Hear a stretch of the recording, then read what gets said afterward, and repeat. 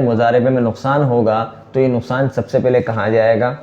کس حد تک نقصان کون برداشت کرے گا، پھر اس کے بعد کس کے اوپر جائے گا، مضارب یا رب و مال کس حد تک نقصان برداشت کریں گے؟ دیکھیں مسئلہ یہ ہے کہ آپ کی بات ٹھیک ہے کہ نفع کی حد تک جب ہوتا ہے تو جب تک کچھ نہیں سوال ذہن میں آتا، نہ کوئی مضارب سے پوچھتا ہے، نہ مضارب رب المال کچھ بتا رہا ہوتا ہے، حالانکہ یہ اصولی طور پر غلط ہے، بلکہ حساب کتاب ایسا ہونا چاہیے اگر تو آپس میں کر رہے ہیں کہ ہر ایک کے سامنے ہر ایک صورتحال بالکل واضح ہو۔ اور دوسری بات یہ ہے کہ اگر نقصان ہوتا ہے، مثلا 6 مہینے کا ٹائم رکھا کہ جی 6 مہینے کا ہم کاروبار کریں گے، خرید و فروخت ہوتا رہے گا، مال آتا رہے گا، بکتا رہے گا، دوبارہ آتا رہے گا، 6 مہینے کے بعد ہم حساب کریں گے، جس کو ہم کہتے ہیں کہ کلوز کریں گے۔ اگر 6 مہینے کے بعد مثال کے طور پر نفع ہے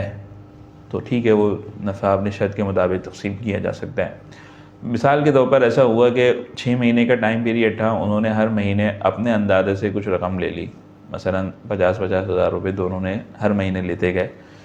اب آخر میں جا کے معلوم یہ ہوا کہ جی ہمیں جو نقصان ہے وہ 1 لاکھ روپے کا ہے، یعنی جو اصل رقم 10.5 لاکھ روپے لگائی تھی اس میں 9 لاکھ باقی رہ گئے، 1 لاکھ کا نقصان ہوا ہے کلوز جب کیا،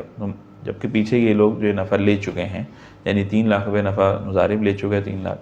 تو لہذا جس شرط کے مطابق نفع لے رہے تھے اسی شرط کے مطابق نقصان برداشت کریں گے۔ اگر آدھا نفع کی بات ہوئی تھی تو آدھا نقصان ہی 1 لاکھ روپے، 50,000 برداشت کرے گا مضارب اور 50,000 رب المال برداشت کرے گا۔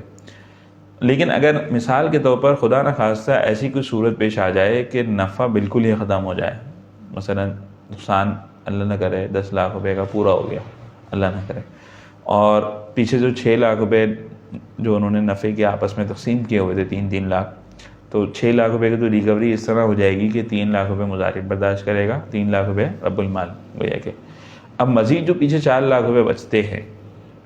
وہ سارا نقصان رب المال کا شمار ہوگا، مضارب کو گویا کہ کچھ بھی نہیں ملا، مضارب کی محنت کا نقصان ہوگا اور رب المال کے نفع، گویا کہ رب المال کو اب اس میں سے صرف مضارب جو دیندار ہوگا وہ صرف 3 لاکھ روپے کا دیندار ہوگا،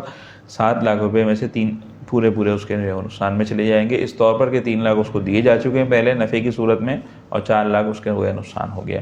ٹھیک ہے۔ تو یہ 7 لاکھ روپے جو ہے وہ کہ ابھی اس کو نہیں ملیں گے، مضارب جو دیندار ہے اس کو واپسی کرنے کا وہ صرف 3 لاکھ روپے ہے، اس سے زیادہ نہیں ہے